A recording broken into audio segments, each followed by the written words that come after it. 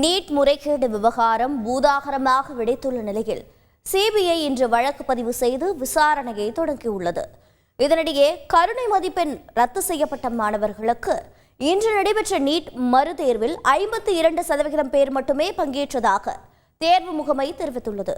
அண்மை தகவலோடு இணைகிறார் செய்தியாளர் சமயமணிவண்ணன். நாடு முழுவதும் கடந்த மே 5ஆம் தேதி நடைபெற்ற இளநிலை மருத்துவ படிப்புகளுக்கான நீட் தேர்வில் மிகப்பெரிய அளவில் முறைகேடு நடந்தது பெரும் அதிர்வலையை ஏற்படுத்தியுள்ளது. பீகார், ராஜஸ்தான், உத்தரப்பிரதேசம் உள்ளிட்ட வட மாநிலங்களில் நீட் வினாத்தால் 30 லட்சம் ரூபாய்க்கு முன்கூட்டியே விற்பனை செய்யப்பட்டது. ஒரே தேர்வு மையத்தில் தேர்வு எழுதிய பலர் முழு மதிப்பெண் பெற்றது, கருணை மதிப்பெண் வழங்கியதில் குளறுபடி போன்ற சம்பவங்கள் மிகப்பெரிய சர்ச்சையாக வெடித்துள்ளது.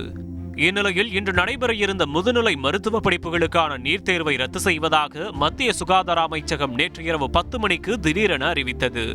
ஏராளமான மாணவர்களுக்கு வெளி மாவட்டங்கள் மற்றும் வெளி மாநிலங்களில் தேர்வு மையங்கள் அமைக்கப்பட்டிருந்ததால் அவர்கள் முன்கூட்டியே தேர்வு மையங்களுக்கு சென்றுவிட்ட நிலையில் திடீரென தேர்வு ரத்து செய்யப்பட்டதால் மாணவர்களும் பெற்றோர்களும் பெரும் ஏமாற்றமும் அவதியும் அடைந்தனர்.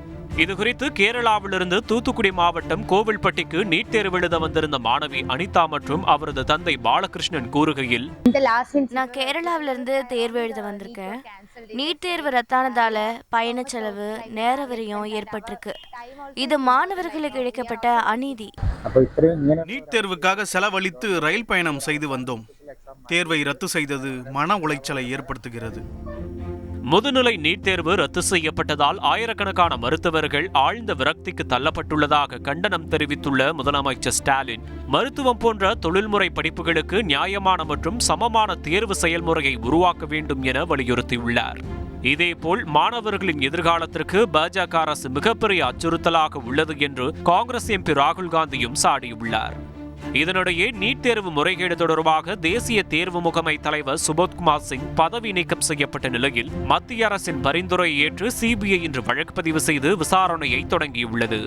செய்தியாளர் சமயமணிவண்ணன் வழங்கும் கூடுதல் தகவல். நாடு முழுவதும் கடந்த மே மாதம் நடைபெற்ற இளநிலை மருத்துவ படிப்புக்கான நீட் தேர்வில் பல்வேறு முறைகேடுகள் நடந்ததாக புகார்கள் எழுந்ததை அடுத்து கருணை அடிப்படையில் மதிப்பெண்கள் வழங்கப்பட்ட 1563 பேருக்கு மட்டும் இன்றைய தினம் மறுதேர்வானது நடைபெற்றது. இந்நிலையில் வரும் ஜூலை மாதம் முதல் வாரத்தில் மருத்துவ படிப்புக்கான கலந்தாய்வு நடைபெற உள்ள சூழலில் இதில் அடுத்த கட்டமாக இந்த நீட் தேர்வு குளறுபடிகள் தொடர்பாக சிபிஐ விசாரணை மேற்கொள்ள மத்திய அரசு உத்தரவிட்டுள்ளது. கல்பனா, நன்றி சமயமணிவண்ணன். செய்திகளை உடனுக்குடன் தெரிந்து கொள்ள உடனே சப்ஸ்கிரைப் பண்ணுங்க.